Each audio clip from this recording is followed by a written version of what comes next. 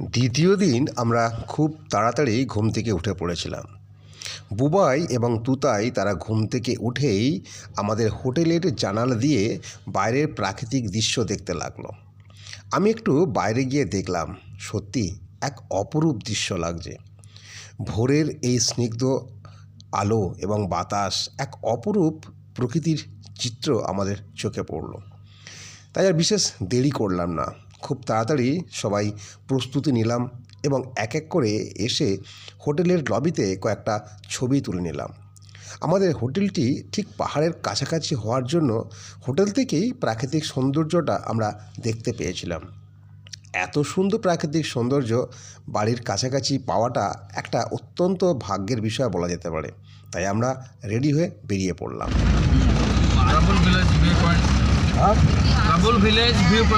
আচ্ছা আচ্ছা। আমরা যখন প্রকৃতির এই অপরূপ রূপ দেখতে দেখতে প্রকৃতির মধ্য দিয়ে ছুটে চলেছি, তখন আমাদের ড্রাইভার দাদা জানালেন এই প্রাকৃতিক ভিউটার নাম ট্রাভেল ভিলেজ ভিউ পয়েন্ট। সত্যি এক অপরূপ চিত্র আমাদের চোখে ধরা পড়ল। যতই যাই ততই যেন এক মনোমুগ্ধকর পরিবেশ আমরা দেখতে পাচ্ছি।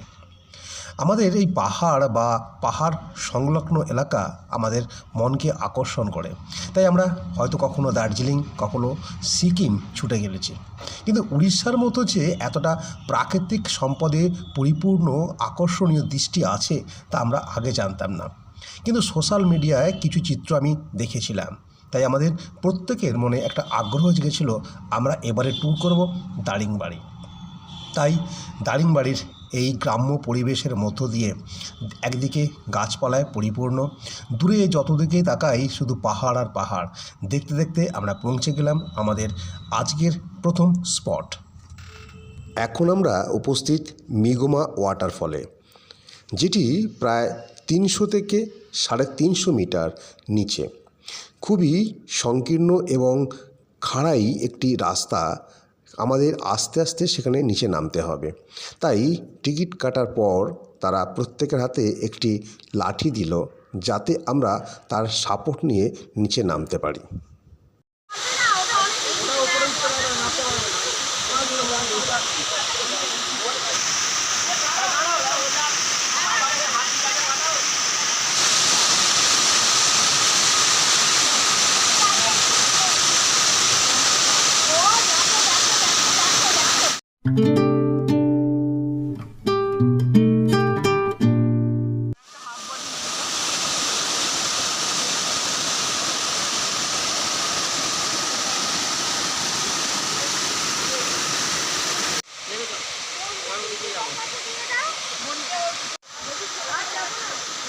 না রে ওদের ঝর্ণার এই রূপ দেখে আমরাও আত্মহারা হয়ে পড়েছিলাম। বাঁধন ছাড়া এই ঝর্ণা যেন আমাদের মন কেড়ে নিয়েছিল। প্রকৃতির এত কাছে এসে প্রকৃতিকে আলিঙ্গন করতে পেরে আমরা সত্যি আপ্লুত হয়ে পড়েছিলাম। তাই ঝর্ণাকে সাক্ষী রেখে আমরা কিছু ছবি তুলে নিলাম।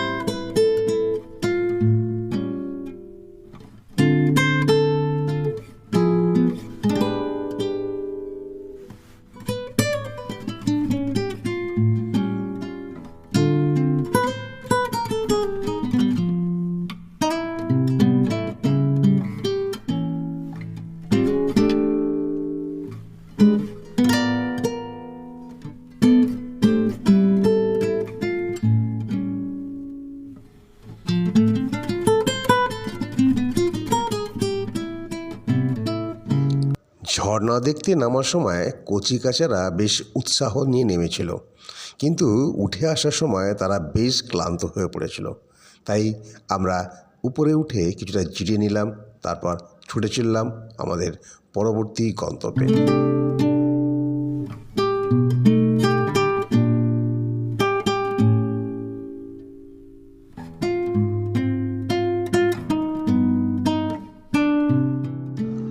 এখন আমরা এমু বার্ডস পার্কে।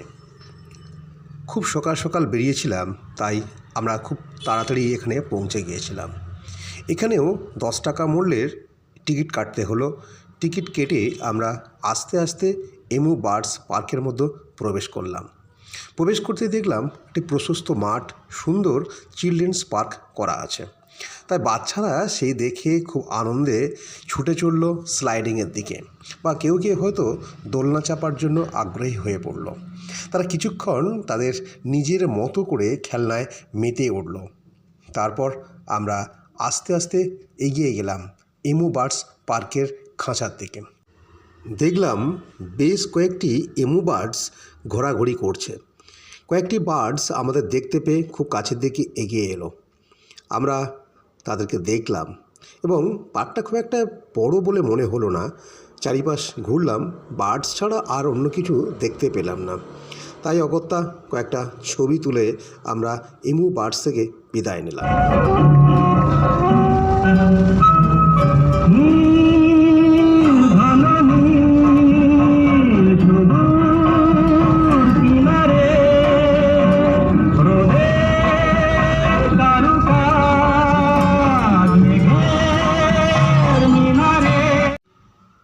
এরপর আমরা পৌঁছালাম লাভার্স পার্ক পিকনিক পয়েন্ট।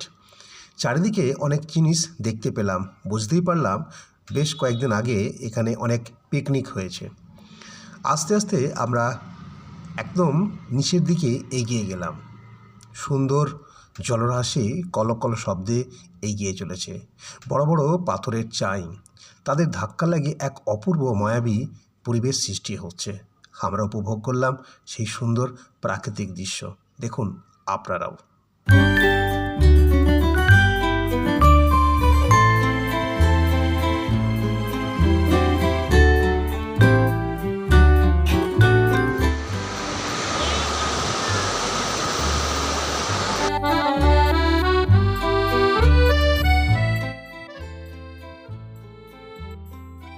এই সুন্দর পরিবেশ পেয়ে আমাদের ছোট সদস্য সন্টি এবং তার পিসিমা একটা রিল বানানো শুরু করে দিয়েছে।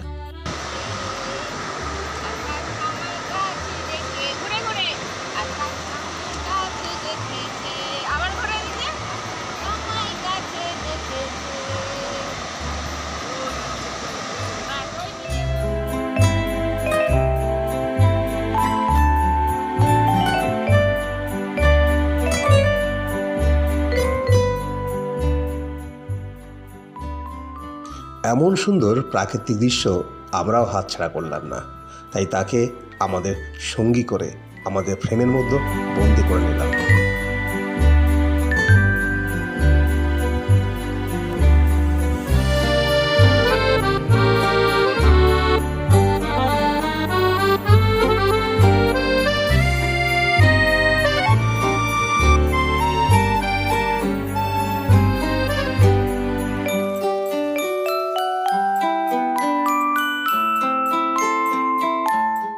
এবার আমরা প্রবেশ করলাম বাটারফ্লাই নেচার পার্কে।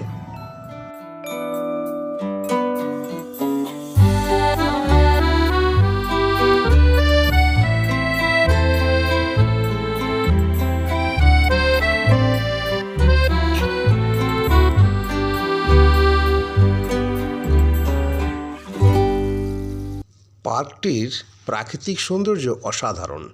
তার মাঝে এই ফোয়ারাটি আরও একটি অন্য মাত্রা এনে দিয়েছে এবং আছে কিছু কৃত্রিম প্রজাপতি আর সবুজ ঘাসে মোড়া এই সুন্দর মাঠ। তার উপরে এই ছবিটি যেটা আপনারা দেখতে পাচ্ছেন, এর একটা বিশেষ তাৎপর্য আছে। যখন মনি ঋষিরা বই নিয়ে ব্যস্ত থাকতেন, বর্তমানে আমরা ফোন নিয়ে ব্যস্ত।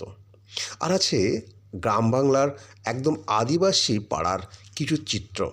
সেই খণ্ডচিত্রের মধ্যে দেখতে পেলাম তাদের ব্যবহৃত কিছু জিনিস, সেগুলো নিয়ে আমরা কিছু ছবি তুললাম।